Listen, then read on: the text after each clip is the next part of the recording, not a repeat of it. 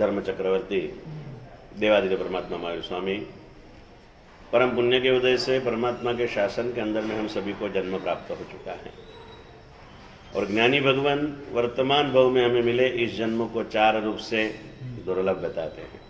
कहाँ हुआ अपना जन्म?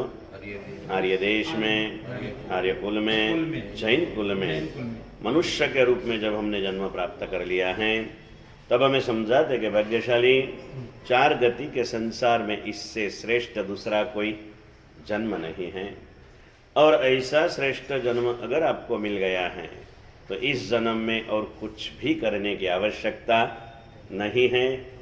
एक ही छोटा सा काम आप कर लो और क्या कर लो तो समझाते हैं कि जैसा श्रेष्ठ जन्म मुझे मिला है ऐसे श्रेष्ठ जीवन का अब मुझे निर्माण करना है।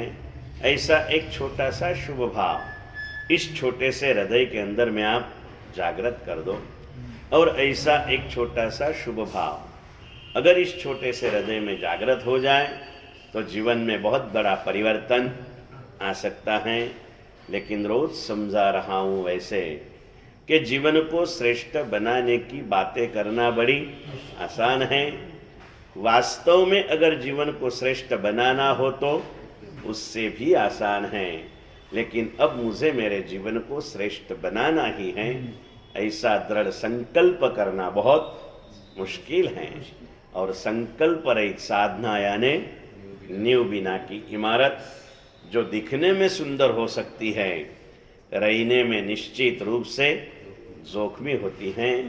बाकी संकल्प अगर जो किया जाए तो संकल्प के बल से जानवर भी जिनवर बन सकता है। अद्भुत शक्ति इस संकल्प के अंदर में समाई हुई है और संकल्प हमें और कुछ भी नहीं करना है, एक ही संकल्प करना है, जो मैं हूँ वो मुझे बनना है। और मैं कौन हूँ? इंसान का जन्म पाया मैं एक इंसान हूँ, जैन कुल में जन्म पाया मैं एक जैन हूँ। मुझे इंसान बनना है, मुझे जैन बनना है। और ये भाव प्रारंभ करने के बाद इस भावधारा को आगे बढ़ाना है। व्यवहार में, व्यापार में, हर क्षेत्र में हम जहाँ हैं वहाँ पहले स्थिर होते हैं और फिर वहाँ से आगे बढ़ने की कोशिश करते हैं। समय तो ऐसे चला है मुकेश भाई कि स्थिर रहना भी मुश्किल है। प्रगति के बजाय अधोगति अधिक हो रही है। એટલે ઘણા વર્ષે સમજો ક્યાંક જઈએ ને, હવે અહીંથી જઈશું 2-4 વર્ષે અમદાવાદ, સુરત, મુંબઈ જઈએ, મુંબઈ જઈશું તો 8 વર્ષે જઈશું હવે। એટલે આવે કાં તો કોઈ વંદન કરે એટલે કીધું ભાઈ કેમ ચાલે છે આરાધના? એટલે કે સાહેબ જ્યાં હતા ત્યાંને ત્યાં છીએ। એટલે હું એની ખૂબ અનુમોદના કરું કેમ કે જ્યાં છે ત્યાં ટક્યા રહેવું બી આજે મુશ્કેલ છે। हर क्षण पर पतन की संभावनाएं हैं, श्रद्धा का ह्रास हो जाता है। ऐसे समय के अंदर में आप जहाँ वो वहाँ पर अगर स्थिर भी रहे हो ना तो आपकी अनुमोदना करने लायक है, अनुमोदना करने लायक। जहाँ है वहाँ कोई अधिक तो मैंने बताया, बार बार बताया, फिर से याद देता हूँ। एक बालक 8 साल की उम्र में दीक्षा ले ले, 100 साल की पूर्ण निरोगी और निर्मल आयु पालन करे, वर्तमान काल में जो संयम बताया है वो निरतिचार रूप से पालन करे, फिर भी उसको साधना का संपूर्ण फल सिद्धि स्वरूप में मिलने वाला, मतलब बताते हैं कि तेरी इतनी उत्कृष्ट साधना भी अपूर्ण है। कैसे भाई? अपूर्ण है। यानी इस जन्म में हम चाहे जो भी करें संपूर्ण तो कर सकते नहीं हैं, अधिक करने की भी हमारी कोई शक्ति नहीं है। अधिक करने की भी शक्ति नहीं है पुण्यशाली।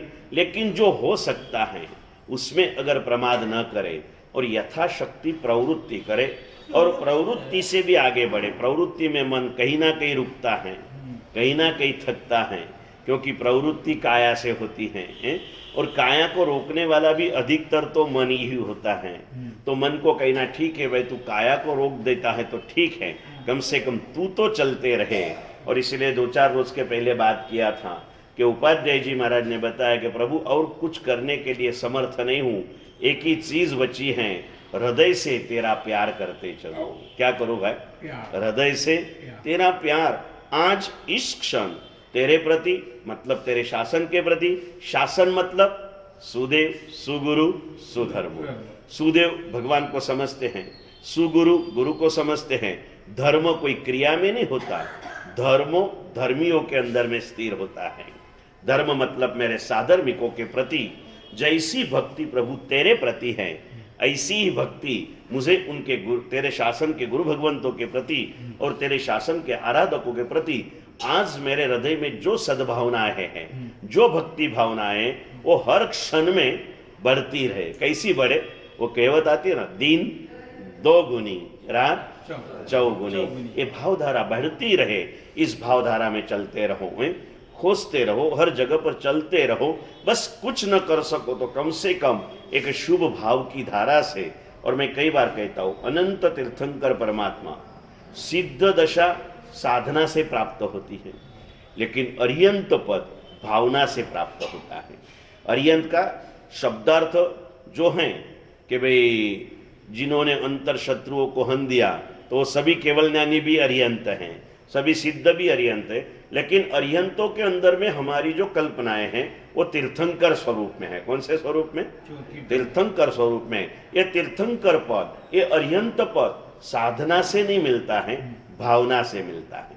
किससे मिलता है भाई? भावना है, भावना से। आप सुनोगे ना, स्नात्र पूजा रोज हमारी कई माताएं बहनें पढ़ाती हैं, उसमें रोज आता है ना कि भी तीर्थंकर नाम कर्म का निश्चय कब होता है? जो होवे मुझे शक्ति इसी सभी जीव करू शाचन रसी शुचि रस ढलते तिहा बांधता। तीर्थंकर नाम साधना से सिद्ध बन सकते हैं। तीर्थंकर बनने के लिए भावना आवश्यक है, और ये तो सभी जीवों के कल्याण के लिए विश्व कल्याण की भावना आवश्यक है। बाकी साधना के अंदर में भी अगर सद्भावना नहीं है ना, तो साधना भी सफल के बजाय विफल भी हो सकती है, अफल भी हो सकती है। अफल और विफल में फर्क क्या होता है विभिन्न में? अफल और विफल में क्या फर्क? अफल એટલે ફળ આપે જ નહીં, એનું નામ અફળ, નિષ્ફળ। અને વિફળની વ્યાખ્યા છે વિકૃત ફળ આપી દે। કેટલીક દવા આવે ને, એક તબિયત સારી કરે, કેટલીક દવા સારું એ ન કરે ને ખરાબ એ ન કરે, અને કેટલીક દવા શું આપે? रिएक्शन आपे। साधना हमारे पास में थी, अग्नि शर्मा तापस के पाद में साधना की कोई खोट नहीं थी, लेकिन साधना के अंदर में सद्भावना की जगह वैर भावना आ गई। गुणसेन के आत्मा के प्रति वैर भावना आ गई ना, साधना तो वही रही, भावना बिगड़ गई तो साधना विफल बन गई। क्या बन गई भाई? विफल बन गई। ऐसे कई सारी घटनाएं हमारे पास में हैं। कमठ योगी भी साधक थे, कुछ नहीं किया था, पार्श्वनाथ भगवान ने तो उसे बचाया भाई, डूबते डूबते। एक तेरी अज्ञान दशा के कारण एक जलते नाक को तू करता था, अगर पूर्व के 8 भवों की 9 भवों की वैर भावना नहीं होती ना, तो उसे, और सच्चा धर्मात्मा होता तो उसे लग जाता कि नहीं बहुत अच्छा किया कुमार आपने, मेरी अज्ञानता से मुझे ख्याल नहीं आया था, आपने मुझे बचा लिया, आप मेरे उपकारी हो, ये कह करके आत्मकल्याण कर सकता था। लेकिन नहीं, वहां पर भावनाएं बिगड़ गई। फिर से कहता हूं, साधना वही रही, साधना में भावना बिगड़ गई। और क्या हो गया पुण्यशाली? भाव बिगड़ गया, साधना के साथ भावना। और कई कबार ऐसी भी घटनाएं हमारे पास में हैं, वास्तविक रूप से आत्मा की साक्षी से, खुद की ईमानदारी से साधना का बल हमारे पास में नहीं है, तो उसी समय भावना से भी हम आत्मकल्याण प्राप्त कर सकते हैं। यानी साधना आवश्यक है। साधना के बिना की भावना, अगर साधना की ईमानदारी से अशक्ति है तो भावना की शक्ति से हम तीर सकते हैं। लेकिन साधना होने पर भी भावना की बड़ी बड़ी बात कर लें और साधना के प्रति उपेक्षा करें ना, तो वो साधना से भी गया, वो भावना से भी गया। उसके पास दूसरी कोई दुर्भावना नहीं है, लेकिन साधना के प्रति जो अभाव है ना, वो भी उसके लिए विफलता का कारण बन जाता है। हम एक ही भावधारा में चले, मुझे जो मिला है उसके प्रति मुझे मेरी भावनाओं को बढ़ोता देना है, सिर्फ टीका के नहीं रखना। इसीलिए कल जो बताया, ऋषभ जिनेश्वर प्रीतम मारो, प्रीति अनुष्ठान से प्रारंभ किया। कहते कहते पूरा होके अजितनाथ भगवान के स्तवन में कह दिया, भाई मैं प्रेम करने के लिए आया था और मेरा प्रेम तुझसे बन गया प्रभु, मेरा तुझसे प्रेम बन गया। प्रीत लड़ी बंधानी रे अजीत जिनंदशु। अब बन गई तेरी मेरी प्रीत प्रभु, बन गई जन्मों जन्म का तेरा मेरा नाता बन गया। सिर्फ गाता नहीं हूं प्रभु, इसका अनुभव है कि तुझे देखता हूं ना, मैं दुनिया सारी भूल जाता हूं। मैं कैसी कैसी भावना है, कैसी कैसी प्रीति अनुष्ठान होता है, ये देखना है पुण्यशाली। सुलसा के लिए मैंने बताया था, एक बार आपको शॉर्ट में बताऊं, अंबड़ परिव्राजक जब निकला था शायद कौशाम्बी श्रावस्ती से, प्रभु वीर को पूछा, प्रभु राजगढ़ जा रहा हो कोई काम है, राजगढ़ जा रहा हूं कोई काम है, અને સમજો હું હવે ગયા પછી મને કોઈક આવીને પૂછે કે સાહેબ અહીંયા કોઈ કામ આપને ત્યાં, અને હું કહું કે ભાઈ પેલા બિપિનભાઈને ધર્મ લાભ કહેજે, અને લોકોને એમ હશે કે ભાઈ મુકેશભાઈ કે રોહિતભાઈનું નામ આપશે, બિપિનભાઈ તો નવા નવા જોડાયા, એટલે પેલો આવીને વિચાર કરે કે ભાઈ કેમ બિપિનભાઈને કીધો હશે, મુકેશભાઈને કેમ ના કીધો। પરીક્ષા કરવા આવે ત્યારે ખ્યાલ આવે કે ભાઈ એ તો કરતાતાને કરે છે, આ નતા કરતા ને કરતા થયા તો એવા કરતા થયા। અઠવાડિયું ભલે બહાર ગામ હતા, કાલે આવ્યા અને આજે પાછા સાધનાના પંથે નહોતા આવ્યા તો 4 મહિના એકે દિવસ નથી આવ્યા, અને હવે એકે દિવસ આયા વગર ગમતું નથી। એ જો ભાવધારા है, નહીં મારે ગુરુના દર્શન કરવા છે, ગુરુના વંદન કરવા છે, ગુરુના વચનનું શ્રવણ મારે કરવું છે। એક લગ્ની લગીના वैसे सुलसा ने भी कहा, अंबर आया 3-4 दरवाजा पर 4 रूप बनाए, ब्रह्मा जी का, विष्णु जी का, महादेव जी का, साक्षात समोसरण का सर्जन कर लिया और 25वें तीर्थंकर की जाहिरात कर दी है। तभी भी सुलसा नहीं गई। कोई बहन पनी ने कहा तो कि भाई हूँ मारा महावीर ने जोवा माती ऊंची आऊ तो बीजे कहीं आऊ ने के, किसी का तिरस्कार नहीं, किसी का धिक्कार नहीं, किसी की निंदा नहीं, किसी की टीका नहीं, बस अपनी भक्ति के प्रति एकदम उत्कृष्ट भाव। और इसी भावधारा में, इसी क्षणों में तीर्थंकर नाम कर्म का निश्चय हो चुका। अंबड़ ने जैसे धर्मलाभ सुनाया, चाहे जितनी भावनाएं अंदर में उमटे, मर्यादा के बाहर नहीं जाना। एक अंबड़ परिव्राजक है, श्रावक है, फिर भी मर्यादा मर्यादा होती है। इतना आनंद रोम रोम में आया, लेकिन सुलसा उसके सामने नृत्य नहीं करी। 2 मिनट के लिए अंदर रूम में चली गई और बड़ी खुशी से नाची रोई।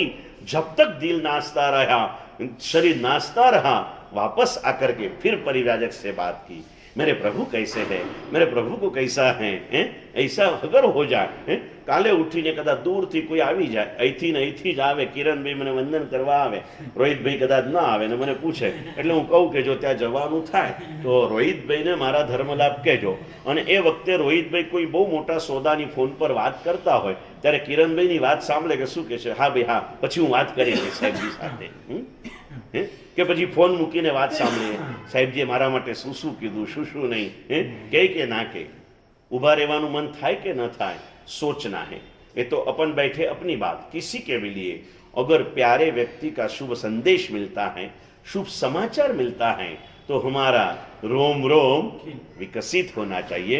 इसे कहते हैं अंतरंग भक्ति। क्या कहते हैं? अंतरंग भक्ति होती है। अंतरंग भक्ति का दूसरा नाम है बहुमान। वैसे भक्ति शरीर से आप जो मंदिर में करके आए ना, वैसे समझाते हैं, उसे पूजा कहते हैं। हाथ से जो हो वो पूजा होती है, हृदय से जो हो भक्ति होती है। हम लोग पूजा तो रोज कर रहे हैं, हम भी जाते हैं सुबह सुबह, चैत्यवंदन करते हैं, स्तवन बोल लेते हैं, ये भाव पूजा के रूप में पूजा है।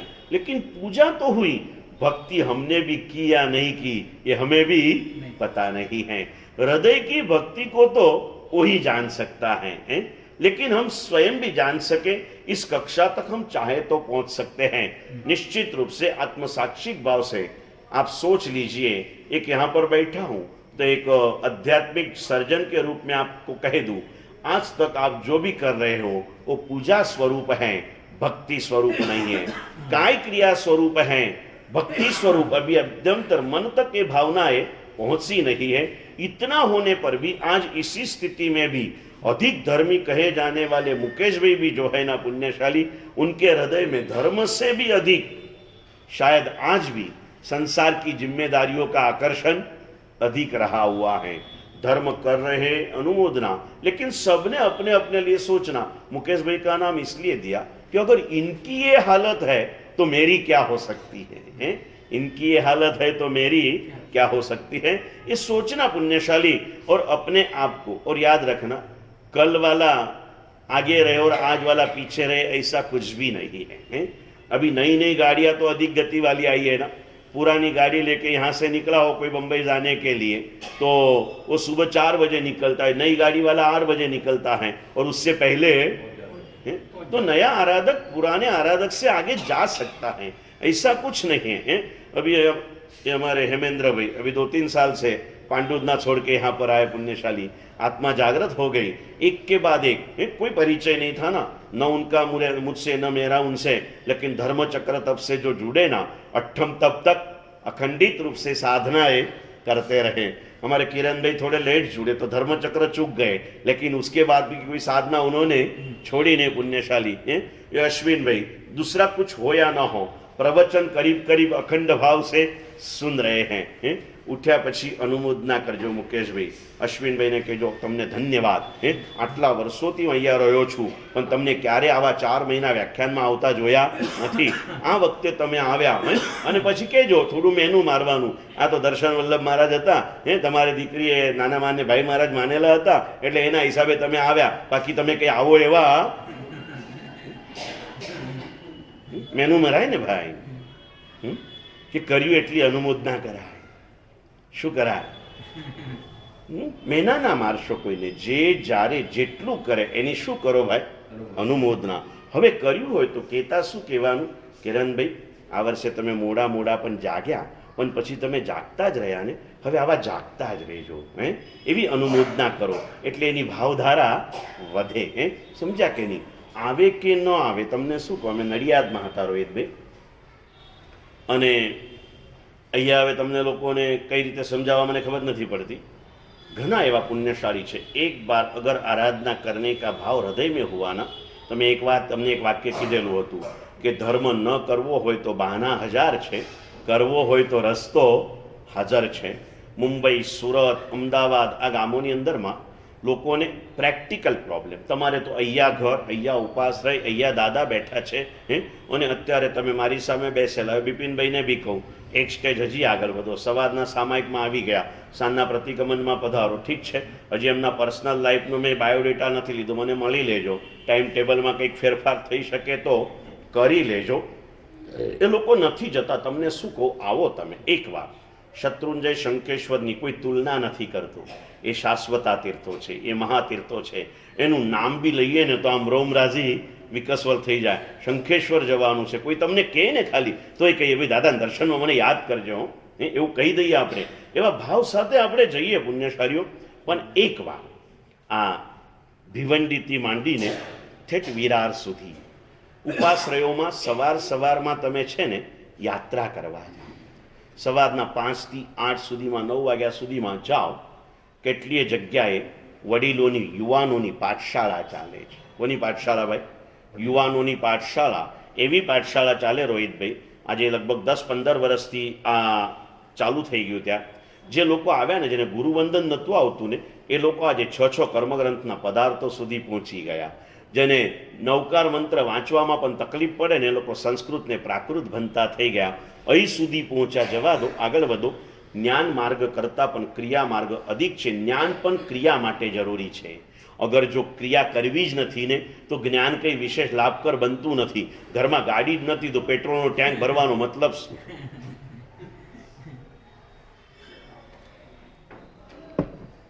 જ્ઞાન જે છે એ ક્રિયા માટે જરૂરી છે. એ ઘણી જગ્યાએ જ્ઞાન એ ક્રિયાના ટેકા સ્વરૂપ છે. શું છે ભાઈ? ક્રિયા કરવી છે તો જ્ઞાન વગરની ક્રિયા બરાબર સફળ નહીં થાય, અને ક્રિયા વગરનું જ્ઞાન પણ નિષ્ફળ બની જશે. એ કરવું છે. આવો ત્યાં યુવાનો, એકદમ આવા લગભગ 25 વર્ષથી માંડીને 40-45 વર્ષ સુધીના યુવાનો સવારે જાય ને, દૂર જતા હોય, સાંજે પ્રતિગમનમાં પહોંચવાનો કોઈ સ્કોપ જ ના હોય, રાતના 8:30-9 વાગે ઘરે પહોંચે ને, 11-12 કલાકના ટ્રાવેલિંગ, ત્યાં ટ્રેડિંગ, એમાં એવા થાકી ગયા હોય, મનથી બી થાકેલા હોય, કેમ કે ધંધો બી કંઈ એટલો સીધો નથી ચાલતો, કેટલી ઉથલ પાતોલો થાય. એટલે આવ્યા પછી એવામાં પણ એ લોકો ગમે ત્યાં ટાઈમ કાઢીને ચોવિહાર તો કરી જ લે. રાત્રિ ભોજનનું એમને સપનું પણ નથી આવતું. કોઈક વાર સપનામાં રાત્રિ ભોજન કરતા દેખાઈ જાય ને તો અમારા જેવા પાસે રડતી આંખે પ્રાયશ્ચિત કરે, ગુરુદેવ 10 વર્ષથી રાતના ખાધું નથી, પણ આજે એવું સપનું આવ્યું મને ગુરુદેવ કે હું એક હોટેલમાં રાતના ખાતો હતો. કેવો મારો પાપનો ઉદય ગુરુદેવ! 10 વર્ષમાં હોટેલ જોઈ નથી, 10 વર્ષમાં રાતના ખાધું નથી, રાતના ખાવાની ઈચ્છા થઈ નથી. ગુરુદેવ મને આવું સપનું આવ્યું કેમ? મારા કયા પાપનો ઉદય થયો? હે, સપનામાં પણ રાત્રિ ભોજન આવે તેના આંખમાં આંસુ આવે, એને પાપનો ઉદય લાગે. અને તમને રાતના કોઈ સેલિબ્રિટીઝનું આમંત્રણ આવે તો તમને તમારા પુણ્યનો ઉદય લાગે ને. અરે ક્યાં કરું યાર, નહીં ખાતા હતા મેં, ઓર ધર્મચક્રના પછી તો મેં રાત્રિ ભોજન છોડ્યું હતું, પણ હવે શું છે, પેલા પ્રવીણ દટકેનું આમંત્રણ આવ્યું, મારો ક્લાસમેટ હતો, જવું જ પડે એવું હતું, અને એને પરાને મારા મોઢાની અંદરમાં ગુલાબજાંબુ મૂકી જ દીધું. હે, સમજ્યા કે ને ભાઈ? બીજું તો મને ચાલે એવું નહોતું, એટલું તો એને મારી ઇજ્જત રાખી. ભાઈ સમોસા હતા પણ બટાકા નાખેલા હતા, હે, ચટણી હતી પણ લસણ નાખેલા હતા, એ તો એને મને ના આપ્યું. મેં બધાની ના પાડી, પણ છેલ્લા ગુલાબજાંબુમાં ના ન પાડી શક્યો. છેલ્લા દોસ્તી હતી ને ભાઈ.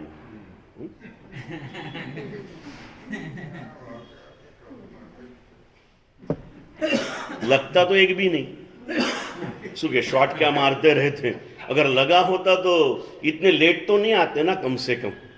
हैं, क्यों नहीं आते जल्दी? चाहे सब प्रवचनની હજી મહિમા હૃદયમાં બેસી જ નથી. ઘણું સાંભળી લીધા જેવું લાગે છે. बात ये करना है, चलो पॉजिटिव में जाना है. जो जितना करते हो हृदय से अनुमोदना पुण्यशाली, और क्या और कैसे कर सकते हो बात आपको बताओ. જાઓ સવારમાં 20-25 યુવાનો રાઈ પ્રતિક્રમણ કરવા હોય. 25થી માંડીને 50, એમાં 5 તિથિના દિવસે તો 50 યુવાનો, 14 જેવા દિવસે 70-75 યુવાનો સવારના રાઈ પ્રતિક્રમણ. મેં પંકજ સોસાયટી ચોમાસું કર્યું. વડીલોની બેચ બેસે ને, અને થોડાક મોડા વહેલા બેસે, તો અહીંયા વડીલોની બેચ બેસી હોય અને એ બાજુ યુવાનોની બેચ અડધો કલાક પછી બેસેલી હોય. અહીંયા 15-20 વડીલો હોય, યુવાનો 25-30 હોય. કરવું છે ને, મનમાં એક ભાવ છે, સાંજે તો નથી પહોંચી શકાતું, લાવો સવારે શક્ય છે કરી લઉં. અને આજે મુંબઈની અંદરમાં લગભગ મુક્તિ સાગરજી મહારાજ છે, કે નામ ભૂલી ગયો, પૂજ્ય હર્ષ સાગરસુરી મહારાજના શિષ્ય છે, વિરક્ત સાગરજી મહારાજ. હા, વિરક્ત સાગરજી મહારાજ લગભગ 125 જગ્યાએ રાઈ પ્રતિક્રમણ મંડળો સ્થાપ્યા છે. કેટલા? અમારા જયદર્શન વિજય મહારાજ 300-350 જણાએ 9 લાખ નવકારના જાપ મંડળો સ્થાપ્યા. દરેક ગુરુ ભગવંતો કંઈક ને કંઈક વિશેષતા મૂકીને જાય છે. હજી પણ 9 લાખ જાપ મંડળો અહીંયા પણ ચાલુ છે. અને 30-40 જણા જે જાપ કરે ને, આ બધી ઉર્જાઓ જ સકલ સંઘને સુખ, શાંતિ અને સમાધિ આપે છે. પુણ્યશાલીઓ, ન થઈ શકે તો સવારના રાઈ પ્રતિક્રમણ તો કરી શકો ને. અને અત્યારે મારી સામે જે બેઠા છો, મને પહેલાં શું લાગતું હતું કે મૂલચંદજી બી સકલેચાની જેમ 10-12 કિલોમીટર દૂર રહેતા હશે. હવે ખબર પડી કે અહીંયા જ મહેલ બનાવ્યો છે. તો સાંજના ટાઈમે પ્રતિક્રમણ કરવામાં તકલીફ શું મૂલચંદજીને? समझा કે नहीं? आपकी उम्र के कई ऐसे गरीब लोग हैं, इस उम्र में भी मजदूरी करनी पड़ती है, नौकरी करनी पड़ती है, और ये करते हैं. अगर अपने 6 फीट की काया को निभाने के लिए इतना कष्ट सहन कर सकते हैं, तो आप तो आत्म तत्वों को समझे हो. ये लोग तो सिर्फ श्रोता हैं, आप तो स्वयं चिंतक हो, स्वाध्यायी हो. आपके हृदय में भाव चलना चाहिए, क्रिया मार्ग ने આગળ વધારવાનો છે. પુણ્યશાલીઓ, આલંબન લો, એકવાર જાઓ. આ ભણનારા યુવાનોને જુઓ, સવારમાં પ્રતિક્રમણ કરનારા આ યુવાનોને જુઓ, તમને ખ્યાલ આવશે. પ્રતિક્રમણ સિર્ફ ઘણી વખત કહે છે કે માત્ર જૈન શાસનમાં આ યોગ તમને મળશે. રોજે રોજ નવું પુણ્ય બાંધવાની ક્રિયા તો દરેક ધર્મમાં છે, પણ રોજના પાપો ખપાવી દેવા માટેની ફોર્મ્યુલા માત્ર જૈન સંઘમાં છે. દિવસના કરેલા પાપ રાતના ધોઈ નાખો, રાતના કરેલા પાપ सवारे धोई नाखो, निर्मल बनता जाओ, भावों की निर्मलता मिलती है, आत्मा की पवित्रता मिलती है. ऐसा सुंदर सा योग आलस किस कारण करना चाहिए? मत करो, आलस से कुछ नहीं मिलने वाला. और कहा था मैंने, एक गुजराती सेंटेंस आया था, छोटे महाराज ने मुझे बताया था कि गुरुजी अहिया आयु छे कि आलस थी कटाई जवा, प्रमाद थी कटाई जवा करता मेहनत थी घसाई जवामां लाभ वधारे छे. लोहे का टुकड़ा पड़ा है, आज ना कल निकम्मा बनने वाला है, पड़ा रहेगा तो जंग खा के खत्म हो जाएगा. और घिसने की तैयारी बताएगा ना तो किसी गाड़ी के स्पेयर पार्ट में, किसी घड़ी के स्पेयर पार्ट में, कोई स्पेयर पार्ट में चला जाएगा ना तो उसकी कीमत रस्ते पड़ेलू लोढ़ू तमने 1000, 2000, 5000 ना खाड़ा में नाखी शके. અને લોઢાને તમને વાપરતા આવે તો 2-5 લાખની કમાણી પણ करिए आप, है ना। समय, इस लोहे जैसा समय हमारे पास में है, इसे जंग मत खाने दो। इसे क्या करो, साधना के द्वारा, सेवा के द्वारा इसे घिस घिस के इसे अमूल्य बनाओ। बाकी मानव जीवन की एक एक पल के लिए परमात्मा महावीर स्वामी कह के गए कि हे गौतम, समयम गोयम मां पमाए। और इस पल की कितनी बड़ी कीमत होती है, नहीं बताया मैंने आपको। एक घटना आज बता दूं पुण्यशाली।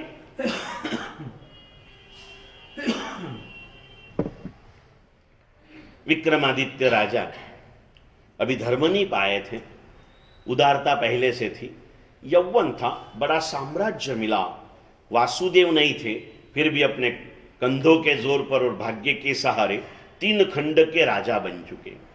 वासुदेव नियमित निश्चित रूप से बनता है, बाकी के राजा जैसे संप्रतिपन वासुदेव नहीं थे लेकिन 3 खंड के राजा बन गए थे, ये भी 3 खंड के राजा बने, अभी मौज शौक चैन में जिंदगी पसार कर रहे हैं।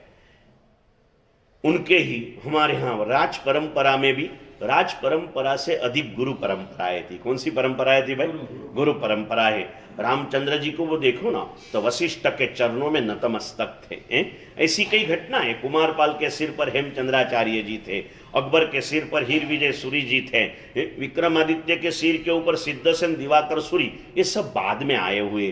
पहली ऐसी स्थिति थी कि वो इस मार्ग पर थे ही नहीं। और धर्म के बिना का जो जीवन होता है ना, बस वो बाह्य वैभव, बाह्य आकर्षण, बाह्य मौज मजाक को ही अपनी जीवन का पर्याय मानते हैं। विक्रमादित्य भी इसी में थे। वो कहते हैं ना, आज का एक सूत्र है, eat drink and B Mary, खाओ पियो और मौज करो, इसी में डूबा हुआ था। और राजा की परंपरा के जो गुरुदेव, राज से नजदीक वो आश्रमवासी थे, जंगल के बीच में आश्रम था। विक्रम के पिता, उनके पिता, ये गुरु के आश्रम में परंपरा से, गुरु की परंपरा से राजा की परंपरा चलती थी। साल भर में अवसर अवसर पर मिलके अधिक से अधिक 1 महीने भर में तो गुरु के पास चले जाते थे। और गुरु कृपा से ही सब कार्य हमारा होते रहता था। विक्रम भूल गया अपने यौवन में, अपनी सत्ता में, अपनी संपत्ति में। गुरु के प्रति अभाव नहीं हुआ, लेकिन गुरु की उपेक्षा हो चुकी, जाना छोड़ दिया। 12 महीने तक विक्रम गया ही नहीं। तो गुरु ने कुछ सोचा भी नहीं। गुरु ऐसे ही अपने आश्रम में थे, देखा एक दिन कि ऐसे कई राजा महाराजा अपने बड़े परिवार के साथ उज्जैनी की तरफ जा रहे हैं। तो एक व्यक्ति को, एक राजा को पूछा, कहाँ जा रहे हो? बोले, गुरुवर, विक्रम का जन्मदिन आ रहा है, 24 साल पूरे हुए, 25 में प्रवेश कर रहा है ना, तो उसके जन्मदिन का बहुत बड़ा महोत्सव है गुरुदेव, हमारा पर आमंत्रण है और हम सब उसके सेवक राजा हैं, मित्र राजा हैं, वहां जा रहे हैं। देखा 8 दिन के अंदर में करीब उसी रास्ते से 100-200 राजा अपने अपने समय पर चले गए।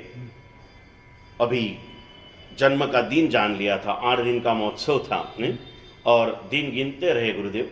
जब जन्म का मुख्य दिन आया, उस दिन बिना बुलाए गुरु पहुंच गए।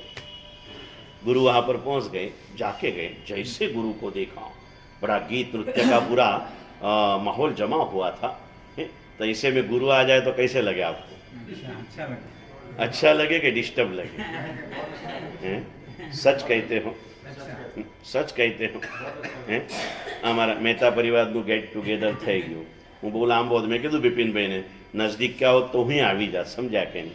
પણ મને ખબર પડે હું નજદીક હોઉં, હું કદાચ તમારા ગેટ ટુગેધરમાં આવી જાઉં અને તમારે ત્યાં સરસ મજાની ખાવા પીવાની લહેજત ઉડતી હોય અને એની અંદરમાં અડધું અભક્ષ હોય, સમજ્યા કે નહીં ભાઈ? તમારી હિસાબે ભક્ષ જ હોય, પણ અભક્ષ એટલે હોય તમે નાગપુરના ટોપ કેટરિંગવાળાને કામ આપેલું હોય, કેમ કે તમે ઊંચે લોક ઊંચી પસંદવાળા છો એટલે આપેલું હોય। એટલે એને પનીર તો એટલું ટોપ લાવ્યું હોય ને કે આમ જુઓ તો તમને આમ માખણ જેવું લાગે, એટલું પ્લેન ને પનીર હોય। પણ એ તમે ખાતા હો અને તમે અમને વિનંતી કરો, ગુરુદેવ પંજાબી શાક, એટલે અમે પૂછીએ ભાઈ પનીર ક્યાંથી લાયા છો, કેટલા દિવસનું છે? એટલે કેટરિંગવાળાને પછી કે સાહેબ ખબર તો નથી, એટલે પૂછવા માટે જાઓ। પછી બીજું પાણીની વિનંતી કરે, તો પાણી, ગુરુદેવ ઉકાળેલું પાણી તો છે જ નહીં। પછી શું હોય પાણી? તો પાણીની નાની નાની બોટલો મૂકેલી હોય। કાલે જજ મેડમે મને પૂછ્યું કે અમારા સ્વામી વાત્સલ્યમાં અમને શું ચાહે બોટલ? मैं कीधु मैडम हूँ अपने को चलता नहीं, जार लाना, जार को थैली लगाना, बोतल में कितने दिनों का पानी क्या पता रहता ना, अपने को चलता નહીં. હવે તમારી આટલી બધી લહેજત ચાલુ હોય અને હું ત્યાં આવીને બિપિનભાઈ સંઘના પ્રમુખ થઈને તમારે ત્યાં આવી પાણીની બોટલો મૂકી છે, આ શોભતું નથી, આ તમે આ લાયા છો, આ આઈસ્ક્રીમ તમે મૂક્યા છે, આ મૂક્યું છે, હવે તમને ગમે કે અણગમો થાય? શું થાય? સાચું બોલો ને, શું થાય? થાય કે ના થાય? અણગમો થાય ને ભાઈ. પણ આ રાજા હતા, ગુરુના ભક્ત હતા. જેવા ગુરુને જોયા, બધો નૃત્ય ગાન બધું સાઈડમાં કર્યું, ઊભા થઈ ગયા. ઊભા થઈને સીધા દોડતા દોડતા દોડતા ગુરુના ચરણોમાં જઈ અને ઢળી પડ્યા. હાથ પકડીને ગુરુને બહુમાનથી લાયા અને પોતાના સિંહાસને ગુરુને બેસાડ્યા. બેસાડ્યાને આમ હર્ષાશ્રુ સાથે, રોમરાજીની વિકસ્વર સાથે, મેં તમને કીધેલા ખુશી છે કે નહીં એના 5 લક્ષણ હોય. કેટલા લક્ષણ? એનું સૌથી પહેલું લક્ષણ આનંદ અશ્રુ. આજે વિતે દિવસે કોણ બેઠું હતું એ કે ગુરુદેવ આજે પણ એ વાત કરું ને આમ રૂવાટા ખડા થઈ જાય છે. આનંદ અશ્રુની રોમાંચો પ્રિય વચન. એટલે કે પહેલા આનંદના અશ્રુ સહજ આવે, રોમટા આમ ખડા થઈ જાય, મુખમાંથી પ્રિય વચનો નીકળવા માંડે, હૃદય ભાવોથી ઉછળવા માંડે અને થઈ ગયા પછી પણ એનો આનંદ સમય કેટલાય સમય સુધી આમ તરવરતો દેખાય. આ 5 ખુશીના લક્ષણ છે. વિક્રમના રોમરાજી વિકસ્વર થઈ ગઈ છે. ગુરુદેવ પધારે. ગુરુ તો એની મસ્તીમાં છે. ગુરુ તો માન અને સન્માન. બહુ સરસ મજાના નાના નાના પદો આવે. પૂજ્ય મહાસેનસુરી મહારાજ આવી રહ્યા છે ને, એ આમ પદો બનાવવામાં બહુ માહિર છે. એમના પ્રવચનોમાં બી શાયરીઓ આવે, નાના નાના પદો આવે. સમજ્યા કે નહીં? અમે બહુ નાના હતા સાધુ જીવનમાં, અમારા સંસારી ગામમાં અમારું મિલન થઈ ગયું. અમે ગુરુદેવ સાથે ત્યાં હતા, ત્યાં આવ્યા. એમને એક વ્યાખ્યાન કર્યું. વ્યાખ્યાનની અંદરમાં અમારે ત્યાં થોડા આપણા સંઘના કલિકાલ પ્રમાણે 2 વિભાગ થોડા કટ્ટર ભાવે ચાલે. જે અમારા પૂજ્ય રામચંદ્ર સુમાન, ભુવનબાન સુમાન, અમે લોકો એક પાઠ પર બેસીને જ વ્યાખ્યાનો કરીએ, પણ તમે લોકો અમારામાં ભેદ પાડીને આખું શાસન ડિસ્ટર્બ કરી નાખો.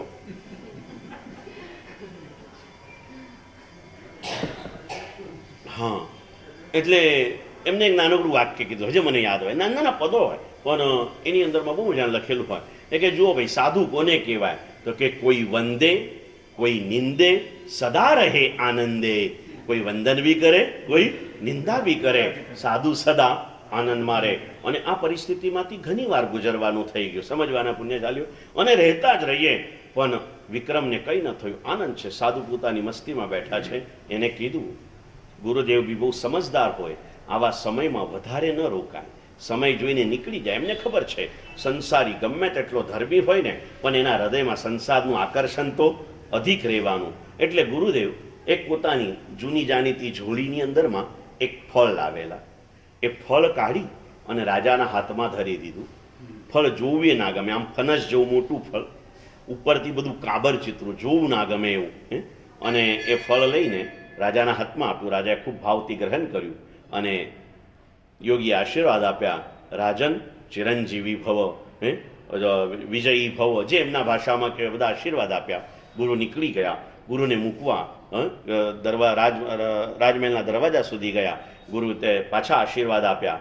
ગુરુ નીકળી ગયા, પાછા આવીને બેઠા. એ ફળ ત્યાં સુધી હાથમાં હતું. જેવા ગુરુ ગયા એટલે ફળ લઈને મંત્રીને આપ્યું, મંત્રીએ માનસને આપ્યું. ગુરુ નીકળી ગયા. એ દિવસનો મહોત્સવ તો પતી ગયો. गुरु के दिल में क्या भावना, गुरु की करुणा को पहचानने के लिए भी पुण्यशाली बहुत बड़ी हमारी खुद की क्षमता होनी चाहिए. गुरु कब क्या कहेंगे क्या करेंगे, गुरु के हृदय के तक पहुंचना. गुरु का हृदय करुणा संपन्न होता है. मैं कई बार कहता हूँ, गुरु जब बोलते हैं ना तब मुख में से वचन नहीं बहते हैं, हृदय में से करुणा बहती है. ये समझने के लिए इतनी सद्बुद्धि हमारे पास होना बहुत आवश्यक है, जिसका कलिकाल में बहुत बड़ा अकाल है. पुण्यशाली, आपके लिए नहीं कहता हूँ, मेरे लिए भी. मेरे गुरुदेव मुझे कुछ कह देना, अभी मैं आचार्य हूँ, इतना प्रभावक हूँ, और जब वहाँ जाऊँगा, गुरुदेव ने मुझे जल्दी बुलाया है. अभी तक मैं बहुत पजल में हूँ, रोज पजल में हूँ. एक और आपकी भावना, एक और वहाँ की आज्ञा, दोनों के बीच में झूल रहा हूँ. और मान लो कि मेरा मन यहाँ रह गया, आपकी भावना ने मुझे जकड़ के रखा और मैं वहाँ पहुँचूंगा. और दूर पहुँचने के बाद में ऐसे गुरुदेव के पास में 1 मिनट खाली समय नहीं मिलता. 2 जाएंगे, 5 आएंगे, 5 जाएंगे, 4 आएंगे, कोई ना कोई चालू रहता. और मैं जाने के बाद में गुरुदेव ने मेरा स्वागत करने के बजाय अगर मुझे 2 बातें सुना दी, શેના માટે આવ્યો ભાઈ, બોલાયો ત્યારે નહોતો આવ્યો, ત્યારે શેના માટે આવ્યો તું, રહેવું તું ને, તને નાગપુર બહુ ગમી ગયું તું, ત્યાં જ રહેવું તું. મનમાં કહું પાછું એમને તો બીજાને બોલાવી લીધા, તો હું ક્યાંથી રહું ભાઈ. ये सुनने पर क्या लगेगा? कैसे लगेगा? समझा ना? पहली बात, ये तो मैंने मेरी घटना दी, मेरे गुरुदेव कभी मुझे ऐसा नहीं कह सकते, कभी ऐसा नहीं। मैं निकला ना जब धर्मचक्र से तो बिल्कुल उनकी क्षमता नहीं थी। फिर रूम से તમને ખબર છે કેટલો મોટો ઉપાશ્રય છે ને, ઉપાશ્રયના દરવાજા સુધી મને મૂકવા આવ્યા, એક નાનકડા સાધુને મૂકવા આટલા મોટા ગુરુદેવ આવે, શું એક કરુણા હશે, કુલ લાગણી હશે ઇસ ગુરુ કરુણા। અને મારા ગુરુજી હર્ષવલ્લભ સુધી તો મને થેટ ગેટ સુધી મૂકવા આવ્યા। ધર્મચક્ર કહેવાય તીર્થ, પણ ઉપાશ્રયથી તીર્થ સુધી જાઓ ને 200-300 મીટર થઈ જાય પુણ્યશાળીઓ, ત્યાં સુધી મૂકવા હજી આગળ આવતા હતા। મેં ચરણોમાં પડીને ના પાડી, આંખે આંસુના તોરણ બાંધીને મને વિદાય આપી છે। हमारे प्रेम को आप क्या पहचान सकते हो?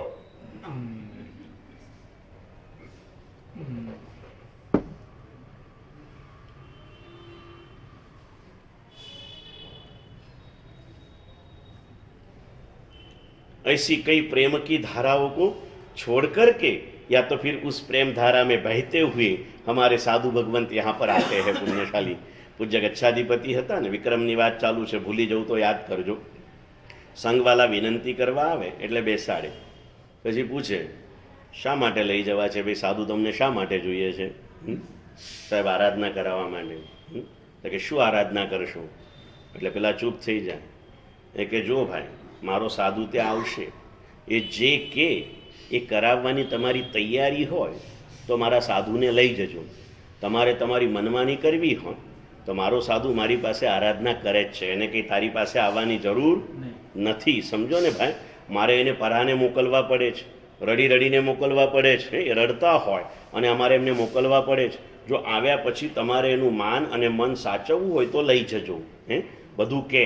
એટલે સંઘવાલા કબૂલ કરે, કેમ કે જરૂર હોય ને ત્યાં સુધી કોઈ ના ન કહે। અને પછી જ્યારે જાય તમને સાદવાત સમજો ગુરુ કોને કહેવાય। પછી જે સાધુને બોલાવે નક્કી કરી આપે, ગયા પછી 2 દાડા પછી સાધુને બોલાવે, જો તારી સામે સંઘવાળાને બધું કહી દીધું છે, પણ યાદ રાખજે આપણે કોઈ અપેક્ષા રાખવી નહીં, સંઘની જેટલી અનુકૂળતા હોય એટલું કરાવવું, કોઈ પણ જાતનો આગ્રહ રાખવો નહીં। સંઘ 25મો તીર્થંકર છે, એના માટે ક્યારે પણ મનમાં અભાવ, આનું નામ સાદવાત। સંઘને સાધુનું બહુમાન જગાડ્યું, સાધુના હૃદયમાં સંઘનું બહુમાન જગાડ્યું, અને આવનારા સાધુ તો સંઘને 25મો તીર્થંકર માનીને જ રહેતા હોય છે, અને સંઘ પણ સાધુને એટલી જ ભાવનાથી સાચવતા હોય છે।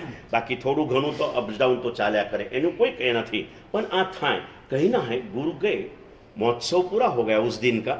मोटा भागना તમારે ત્યાં બીજે મહેમાનો આવશે, હવે સુવર્ણ ધ્વજારોહણ ઉપર એકદમ ક્લોઝ વાલા હશે ને, એ શું કરશે, 5 દિવસ પહેલાં આવશે અને કદાચ મહોત્સવ પછી 2 દાડા રહેશે, કેમ કે મંગળવારે ધજા છે ને, એટલે પછી બિપિનભાઈ કહેશે મિતા આવી છે, બહુ વર્ષે રહી જાય ને, 2 દાડા આવે, આમે શનિ રવિ આવે જ છે, રહી જજે, અને તને જતા ક્યાં વાર લાગે, તારી પર તો ભગવાનની દયા છે, તને લેવા માટે તો દેવલોકનું વિમાન આવે છે, તારે ક્યાં ચાલીને જવું છે ભાઈ, સમજ્યા કે નહીં? એટલે રહેવાનું કે તો બહુ તો 4 દિવસ રહે પછી જાય। બધા રાજાઓ ધીરે ધીરે તો વિખરાઈ ગયા। પહેલા દિવસનો એક માહોલ હતો, એ દિવસનો એ પૂરો થઈ ગયો।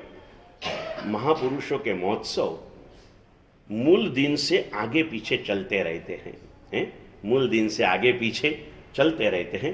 થઈ ગયા પછી એને ભૂલી ના જવાનું હોય। તમે કલ્યાણકની વાતો જો જાણી હોય ને સાંભળી હોય ને બિપિનભાઈ, પરમાત્માના પંચ કલ્યાણક ઉજવવા માટે જ્યારે પણ 64 ઇન્દ્રો આવે ને, કલ્યાણકની ઉજવણી કર્યા પછી દેવલોકમાં ન જાય। કલ્યાણકની ઉજવણી તો એક જ દિવસની, એ બી 2-4 કલાકની હોય। જેવી કલ્યાણકની ઉજવણી પતે એટલે સીધા નંદીશ્વર દીપ જાય, અને અઠવાડિયું ત્યારે 8 દિનનો મહોત્સવ ત્યાં કરે, પછી દેવલોકમાં જાય। કેમ કે પ્રભુની ભક્તિથી હૈયું રોમ રોમ એટલું આનંદિત થતું હોય। આપણે કહેતા તો કહી દઈએ કે રોમે રોમે હું તારો, રોમ રોમમાં પ્રભુ હોય તો દેવલોકના ભોગો યાદ જ ના આવે। નંદીશ્વર દીપના 52 ચૈત્યોમાં પરમાત્માની મન મૂકીને ભક્તિ કરે, અને ભક્તિના આનંદને લઈ અને પછી દેવલોકમાં જાય। એટલે કલ્યાણકના પહેલા પણ આનંદ હોય, કલ્યાણકના પછી પણ આનંદ હોય। એમ 50મી ધજા જે છે, બિપિનભાઈ કહે છે સાહેબને હજી લોભ નથી છૂટતો। ભાઈ લોભ મારો શું છે, લાભ તારો છે, સમજ્યા ને ભાઈ? 25 તારીખ થઈ ગયા પછી અટકવાનું નહીં, 30 તારીખ સુધી આ મહોત્સવને કન્ટિન્યુઅસ કરવાનો। હવે કોઈ લાભ બાકી નથી। अचानक रोहितभाईનો ભાવ જાગી જાય, બિપિન यार कुछ लाभ है तो दे देना। तो बिपिन कैसे 26 तारीख के सवारे दौलत घाटन ना लाभ लई ले, कि रोहित भाई कैसे कितने में देगा? बोले कुछ नहीं, मैंने 11 में लिया था, तुझे 9 में दे दूंगा, चल ना, कुछ बात नहीं, समझा के नहीं? हाँ, चल दे दे। हाँ, फिर रोहित कैसे यार जरा ज्यादा हो जाएगा, तो विपिन भाई कैसे तेरे पास ज्यादा है मालूम है इसलिए तो बोल रहा हूँ भाई, ज्यादा हो ही गया है मुझे पता है भाई, हो गया कि नहीं हो गया, ज्यादा हो गया ना, होने जाने दे, क्या फर्क पड़ता है, करो 26 तारीखे दौरोद्घाटन करो, दौरोद्घाटन नौकारसी करो, तो 27 तारीखे पाછું ચાલુ કરો અનુષ્ઠાન, સરસ મજાના, કમ સે કમ મંગળવારે ધજા ચડ્યા પછી દાદાના શનિવાર સુધી એને ખેંચી લેજો, बराबर છે, समझा पुण्यशाली, आनो भाव है, इस भाव धाराओं में चलना है, चढ़ना है, बाकी सब चले गए। गुरुदेव दूसरे दिन फिर से पधारे, जैसे गुरु आए, छोटे बड़े राजा वगैरह बैठे थे, छोटा सा महोत्सव चालू था, गुरुदेव आए, सिंहासन पर बैठे, 1 मिनट के लिए आशीर्वाद दिया, फिर से फल निकाला, फल निकाल के हाथ में दिया, वापिस आशीर्वाद दिया, चले गए। सिर्फ 5 मिनट में गुरुदेव वहां से चले गए। चलते रहा, तीसरा दिन, राजा मेहमान की संख्या दिन दिन घट रही है, गुरुदेव आते हैं, बराबर राजसभा के समय में आते हैं, जाते हैं, विक्रम खड़ा होता है, लेके आता है, सिंहासन पर बैठते हैं, गुरुदेव आशीर्वाद देते हैं, फल देते हैं, वापिस आशीर्वाद देते, चले जाते। 1 2 3 4 25 50 100 150, 11 महीने बीत गए, 29 दिन और बीत गए, 359 बार गुरु ने फल दिया। कैसा फल मैंने बताया आपको, फनस जैसा फल, देखवामा गुजराती भाषा में हाव काबर चित्रो, जो भी ना गमे, जंगली फल था वो देते रहते थे। उन्होंने ले लिया। आज बराबर 25वीं एनिवर्सरी आई, आज भी गुरुदेव पधारे, छोटा सा महोत्सव फिर से रखा था बर्थडे का, तो आए गुरुदेव और वो फल दिया। जैसे देने को गए ना, गुरुदेव ने जानबूझकर वो हाथ में पकड़े ना, इसके पहले अपने हाथ में से छोड़ दिया और पूरा फल नीचे गिरा, चारों ओर ऐसा उड़ने लगा। थोड़ा विक्रम के मन में भी होगा, नए नए गालीचे वगैरह बिछाए थे, ये फल से सब गंदा हुआ होगा, लेकिन वो सोचे उसके पहले वो फल जैसे फूटा ना, पूरे राजसभा में ऐसा प्रकाश प्रकाश प्रकाश फैल गया। नीचे नजर करी, देखा तो सीताफळना बी होय ने ए टाइपना बधा बी, અને बी બધા રત્નો હતા। શું હતા? एक एक रत्न में से तेज छलक रहा था, चारों ओर फैले हुए रत्नों की राशि में से पूरी राजसभा ऐसी झाकजमाल बन चुकी थी। विक्रम देखते रहा, गुरुदेव के चरणों में पड़ा, बोले गुरुदेव ये क्या? बोले विक्रम, ये फल है ना, ऊपर से दिखने में कुछ भी नहीं लगता, इस फल का नाम है रत्न फल। क्या है?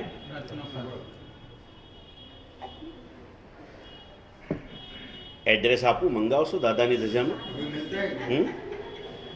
मिलता तो इधर ही है, भाजी मंडी में, हमें दिखता नहीं है। ऐसे रत्नत्रय के धारक गुरु भी हमें नहीं दिख रहे हैं जिंदे जागते, तो आप रत्न फल को क्या पहचानने पाएंगे भाई? आपके घर में जो रत्न आते हैं ना, ये इसी फल से आते हैं। जो आपको श्रद्धा आपकी कमजोर होगी बात अलग है। मांगते समय आप भगवान के पास याचक थे, मिलने के बाद में आप मालिक बन गए, पुण्यशाली, समझ गया ना? याचक बन के गए थे और मिल गया तो क्या बन गए आप? मालिक बन गए। तो मेरा है भाई, भगवान को भी देने के लिए मन तैयार नहीं है। देखा विक्रम की ऐसी आंखें फट गई, क्योंकि अभी तक धर्म पाया ही नहीं था ना उसने। मानवता वगैरह गुण भरपूर थे, लेकिन धार्मिकता नहीं थी जीवन में, और धर्म के बिना जीवन निरंतर निष्फल है। पुण्यशाली जैसे देखा, बोले गुरुदेव आज तक आपने रोज जो फल दिए ये ऐसे थे? आटलू तेजस्वी रत्न विक्रमना भंडारमा क्यांय नहोતું। एक रत्ननी सामे विक्रमनो खजानो मूको ने तो आ रत्ननी किंमत वधी जाए ने खजानो अल्प किंमत वाळो थई जाए। एवा आ અને એમાં સેંકડો રત્નો આજે નીકળ્યા છે, એવા 360મું આ ફળ। તો કે गुरुदेव सब में ये था? तो बोले हाँ। तो बाजू वाला ने कीधु भाई वो जहाँ डाले वहाँ लेके आ। गुरुए कीधु कि तू मने ना के, मैंने देखने के लिए नहीं गया, मुझे पता है ये सब तूने है ना, जिन्हें अपने खाल कुओं की भाई कचरा पेटी है वहाँ पर तूने डलवा दी, वो भी मुझे पता है। मैंने तुझे दिया, तूने मंत्री को दिया, मंत्री ने सेवक को दिया, सेवक ने जाके खाल कुएं में डाल दिया, और अभी उसमें से जो गया ना वो वापिस आता नहीं है। तूने कचरा समझ के डाला तो वो कचरा हो गया। तू क्या समझ के लेता वैसे कीमत होती है, लेकिन फिक्र मत कर। विक्रम गुरु के चरणों में पड़ा, गुरुदेव क्षमा करो। बोले भैया मैंने तो क्षमा कर ली है, लेकिन समझ ले ये रत्नफल की हानि से कुछ हानि नहीं हुई।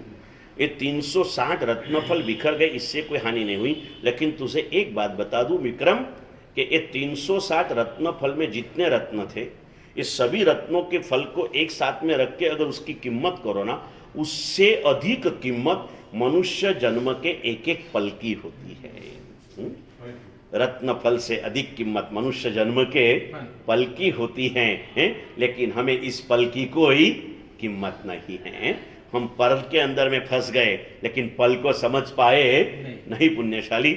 इस पल मनुष्य जीवन की मिली हुई पले रोज कह रहा हूं, रोज समझा रहा हूं, लेकिन अभी लग रहा है कि अभी इतवारी वाले पूर्ण रूप से तृप्त हो चुके हैं, तृप्त हो चुके हैं पुण्यशाली। आप ग्रहण करना नहीं भी चाहो, हम तो कहा, हमारे गुरुदेव के संस्कार है कि दर्शन लोगों को इंप्रेस करने के लिए प्रवचन नहीं देना, अपने स्वाध्याय के लिए देना, और हम उसी भाव से देते हैं। आपसे एक थोड़ा सा व्यू मांग लो आपका। मैं जो बोल रहा हूँ, पहले हॉल भरा रहता था तब भी मैं बोलता था, आज भी बोल रहा हूँ। मेरे बोलते समय मेरे मुख पर, मेरे शब्दों में कई ग्लानि दिखती है कि आपको पुण्यशाली? मैं उसी आनंद से कर रहा हूं, क्योंकि मैं मेरे लिए कर रहा हूं। मैं किसी के लिए करता रहूं ना तो मुझे अप्स डाउन हो सकता है। मैं अपने स्वाध्याय के लिए कर रहा हूं, बड़ी खुशी के साथ कर रहा हूं। ये करो, मला है, छोटा सा समय मिला है, ये पल आज तक नहीं जागे जाने दो। अब जाग गए हैं तो अधिक मत मानो, जगी हुई आत्मा को आप जगती रखो, इसे सोने मत दो।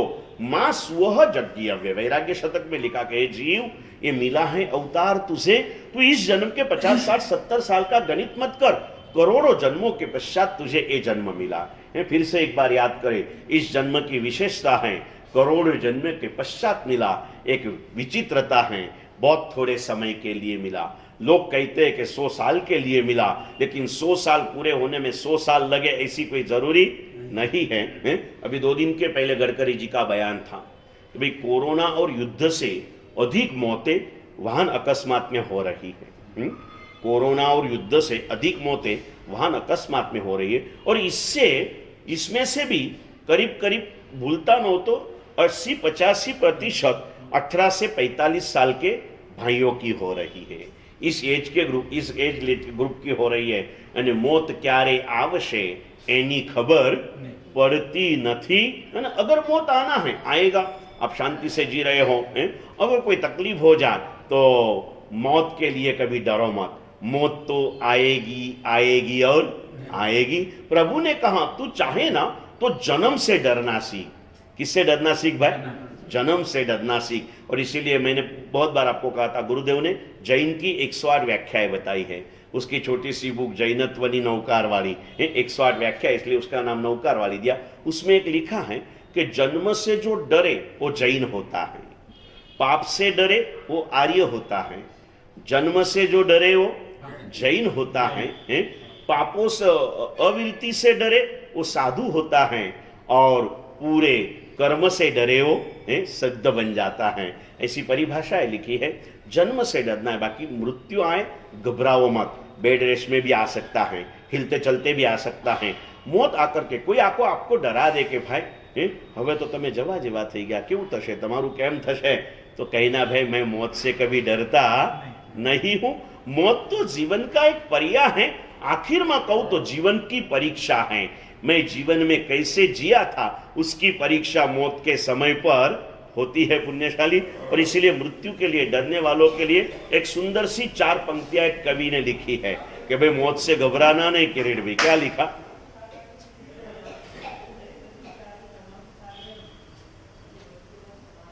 चलो,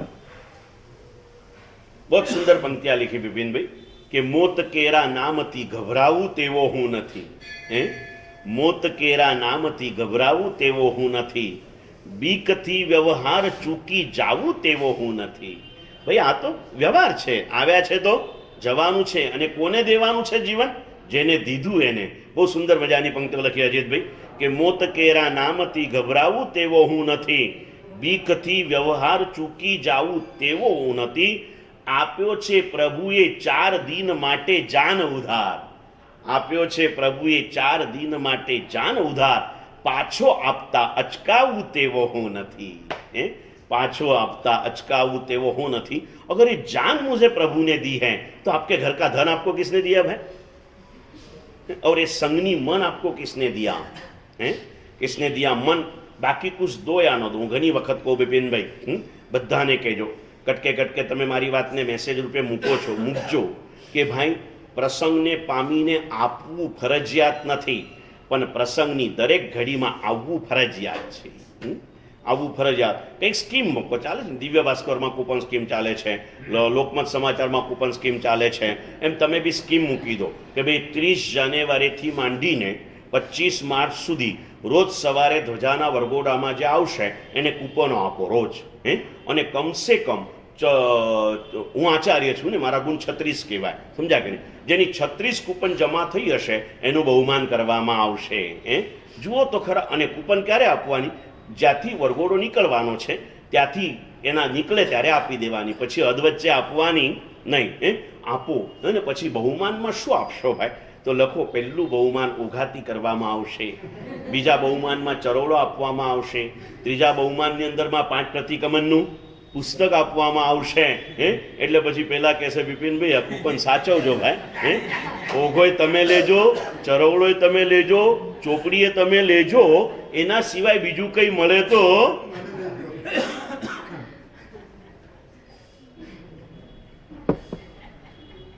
जो नश्वर है उसके पीछे, वो नश्वर कोई ईश्वर मानकर हम पीछे पड़े हैं और ईश्वर की भक्ति को भूल रहे. पुण्यशाली आया है मौसम, और इस मौसम को आप वहां तक बढ़ लेके जाओ. कितनी छोटी छोटी बातें.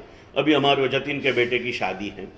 जतिन मेरा दोस्त है, जतिन मेरा भाई है, जतिन मेरा रिलेटिव है. तो चालू दिन में भी उसके बेटे की शादी की वधामना का कार्यक्रम है, तो 1:30 बजे भी लोग जाने के लिए तैयार है. અને વ્યાખ્યાનમાં સાહેબ શું થોડો માર્કેટ ટાઈમ હોય છે ને એટલે નથી આવવાતું સાહેબ.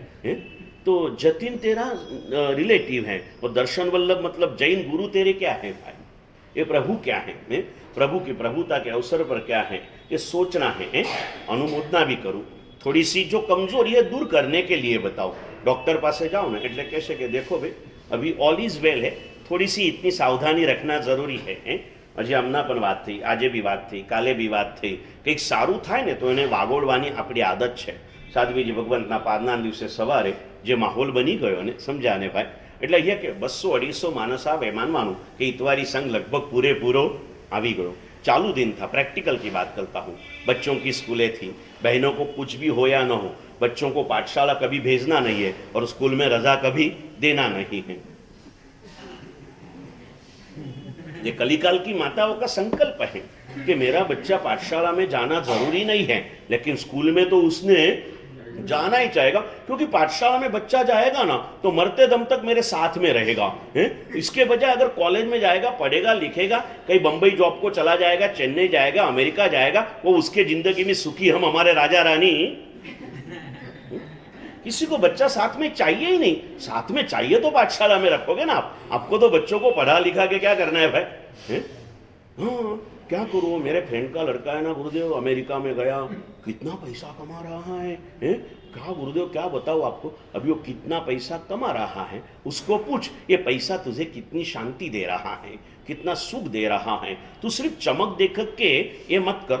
अनुमोदना करना. वो विवेक करके लड़का है, यहाँ का मारवाड़ी लड़का, अभी चेन्नई में जॉब में लगा था. अभी जब भी आता है, यहाँ रहने वाले लड़के मेरे पास नहीं आ रहे हैं, वो जब भी आता है ना पूजा करने को आता है, गुरुवंदन करने को आता है. पजल में था, वाह उसको 50,000 स्टार्टिंग बेज है, सैलरी है. यहाँ आया, बोले गुरुदेव 50,000 मिलते हैं, लेकिन 20-30 हज़ार तो खर्चा हो जा रहा है. आखिर में हाथ में 20,000 आ रहे हैं और न माता पिता. क्या करूँ गुरुदेव, आपकी राय लेने के लिए आया हूँ.